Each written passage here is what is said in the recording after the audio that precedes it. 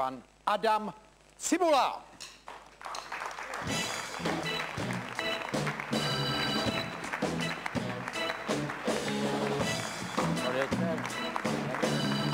Prosím.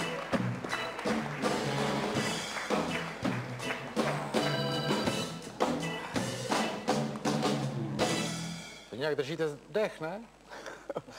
Ne. Než jste takový... Jako vydechněte si. Pane Cibulo, vy jste teďko byl 3. na mistrovství světa? Ano. A kolika násobný jste mistr Evropy? 3krát. 3krát. A to jste ještě jednou minul mistrovství, že? Jak jste nepřišel na autobus nebo na co? To jsem skončil druhý. To jste skončil druhý? Ano. Jo, ale to jste bodil nějak dodatečně, nebo co? To bylo později. To bylo později.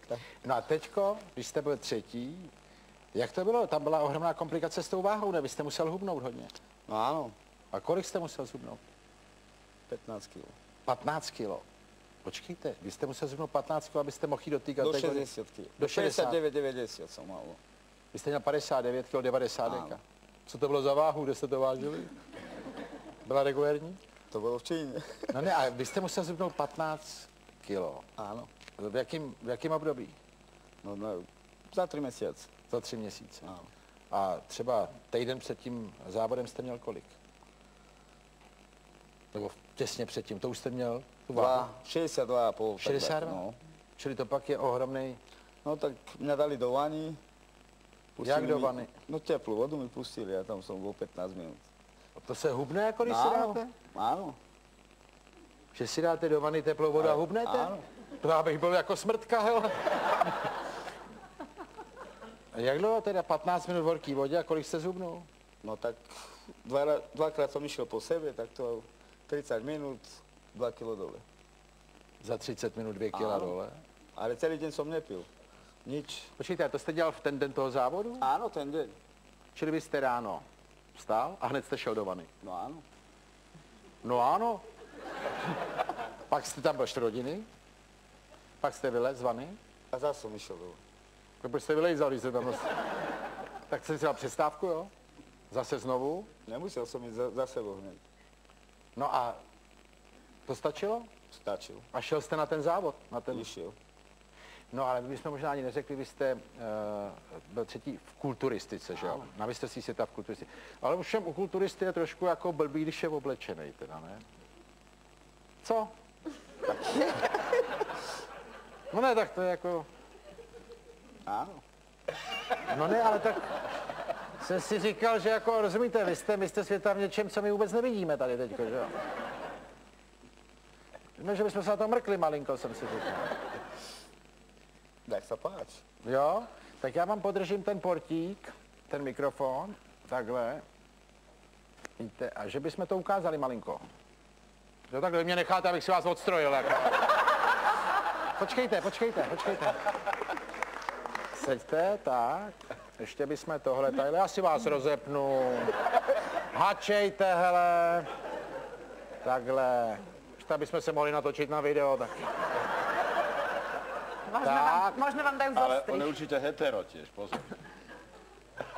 Komu? No, to je ono. To je ono.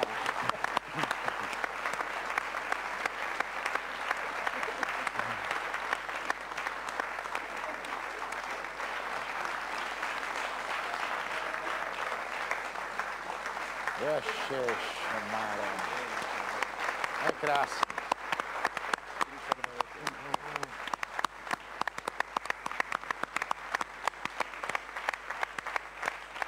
Sedněte si. Tady je teplo. Já mám jenom ten mikrofon. Můžu vám to dát na kůži? No takhle vám ho dám jenom. Držte si ho svalama, když tak. Ne, počkejte. A vy ho udržíte, že jo?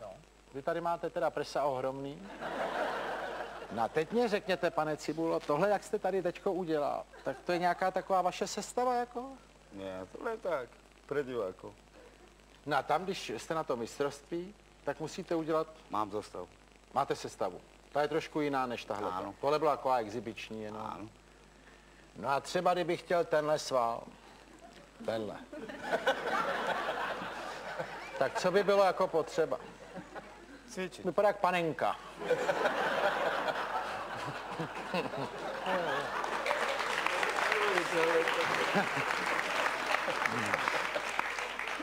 Cvičit. No ne, ale jsou nějaký cviky, které povedou k tomu, jak tady měl tu kostku? Jo, a co třeba? Cvičit. Cvičit. No ale tak jsou nějaký cviky speciální na tohleto? Jsou. To jsem rád.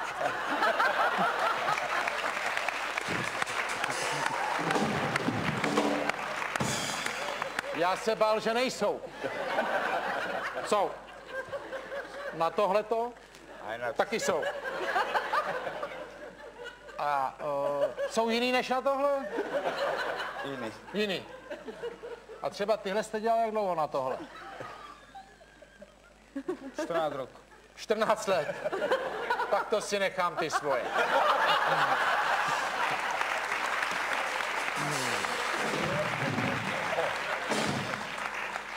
A to všechno jste dělal 14 let? Ano. Kompletně? Ano. A to nohy taky asi jsou pěkný, že jo? A ty necháme na příště. To na příště. Kde jste se naučil to? No ano.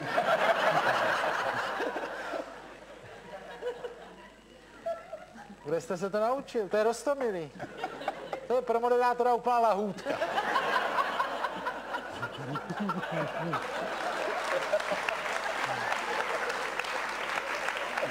Já jsem teď úplně našponovaný, co z vás vyleze. No ano. Jo? Tak to jste mě překvapil, no. A když přijete domů, říkáte něco? No ano. Jo? A někdo na to něco řekne? No ano. Jo? Vy můžete do světa s tímhle. Byl jste v cizí, teď jste byl na mistrovství, ne? Šanghaj. Hezky, tak po no ano, jsme dostali první Šangaj. Šangaj, a tam jste taky říkal no ano? No. A teďko, pane Cibula, vy máte ale rodinu velkou, že jo? 6. A co sčítáte, nevím. Ženy, děti, nebo dohromady? Děti. Děti 6. A žen? 1. Jednu ženu. No a tak to máte co dělat, ne?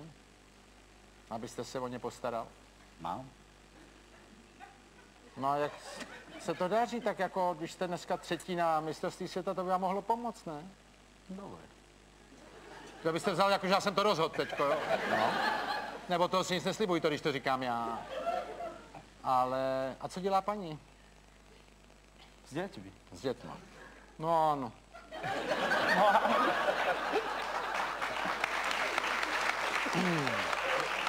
No ale vy jste na tom mistrovství Evropy poprvé byl mistrem v kterém roce? 92. 92. Jak to tak dlouho dokážete furt být mistrem? Měníte ty váhy nebo co? Ne. Furt stejnak. A čím to je, že jste tak dobrý tak dlouho? A čím myslíte, že to je, že jste to líp nezužitkoval nějak? Že byste se mohl mít líp třeba? Čím to je? Nevím. A co myslíte, že by to? Taký je život. No ano. Ale jste hodný, že jste přijel a přeju vám hodně sportovních úspěchů. Děkuji. Pan Adam Cibula.